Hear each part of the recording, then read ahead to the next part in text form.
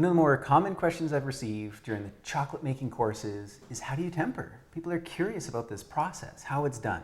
So my name is Malcolm Saunders, and I'm here with Amy Horn, and she is going to show us how to temper. And this is a bit of a journey, kind of coming full circle.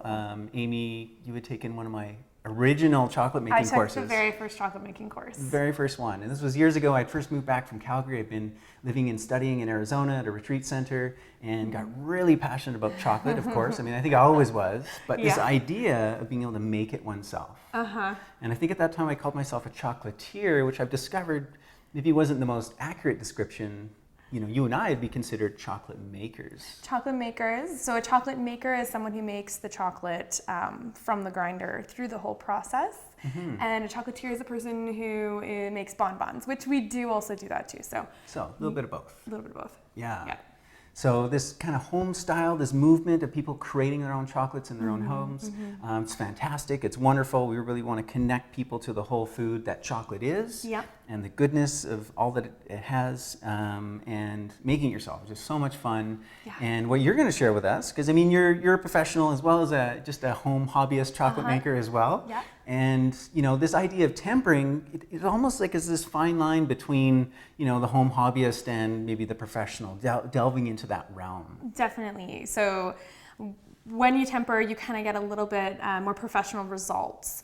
Do you want to know what the tempering does? Yeah. Okay, so when you temper, what you're doing is you're essentially homogenizing the crystalline structure of the cacao butter. So we take the temperature up to a certain degree, then we cool it down to about 82 degrees, and then we take it back up to about 88, 89 degrees. That's going to change depending on the kind of chocolate you're using.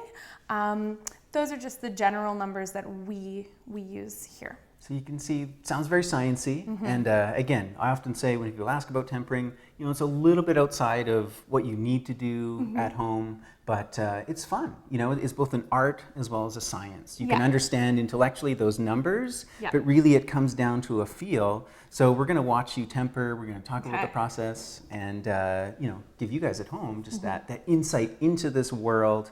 And as I clear this off, you know, what Amy was talking about, this idea of a more, you know, professional look to the chocolate, feel to it. So Amy mentioned that chocolate has this crystalline structure, and it's to do with the oils, the cacao butter that has that.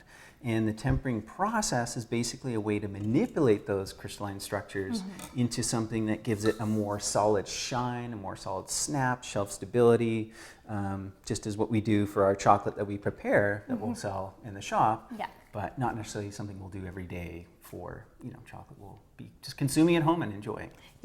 So it's not necessary, but it definitely adds that little extra level of professionalism.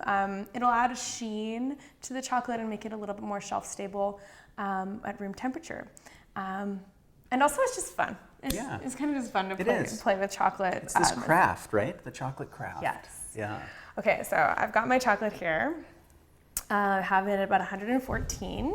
And very helpful thermometer is useful. This is a little industrial grade thermometer. But you can use just a little candy thermometer as well. But you'll warm your chocolate, double boiler style, to up above 110, 114.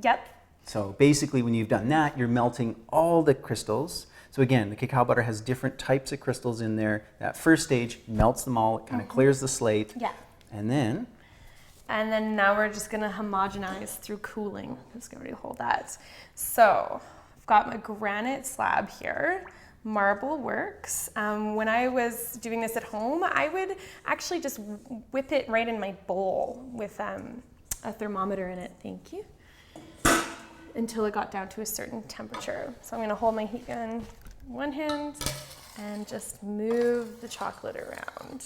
One thing I had done when I first started exploring working with this process here was I had my chocolate melted up above that temperature in the bowl, and then I'd stick it in like an ice bath and I'd cool it, and that transfer of the coolness we're getting from the granite, which is, the marble, that is a nice gentle, slow, like cooling. It begins to absorb the heat from the chocolate, but you can also do it, the bowl in ice bath. In ice bath, get creative, take it out and put it in some snow. what I always used to do. I don't know if you caught it before, but Amy, she's threw out a lot of numbers. But basically, depending on the darkness of your chocolate, the percentage of it will determine the temperature you take it to. A milk chocolate, a white chocolate, a dark chocolate will have a different temperature range. We're ready to go here. For each one. Okay.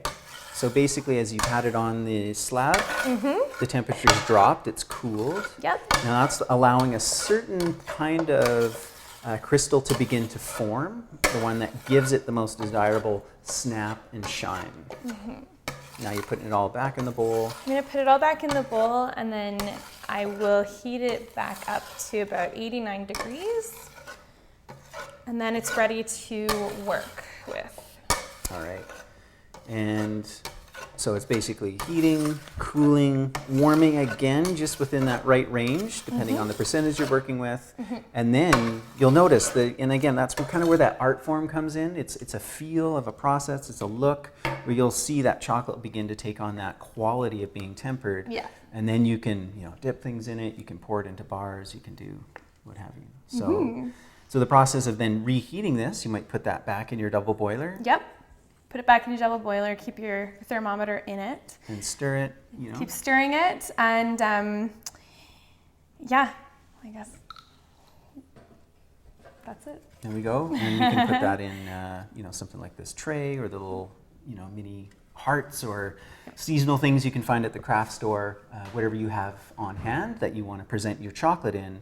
Once you have it tempered, you're ready to go. So there we are, the art, the craft, the science of tempering. If you're into it, it's a fun process, like you say, that brings that next level of professionalism. Yeah. Certainly not required. We just wanted to share with you our process and your skills and how you bring it to be. Yeah.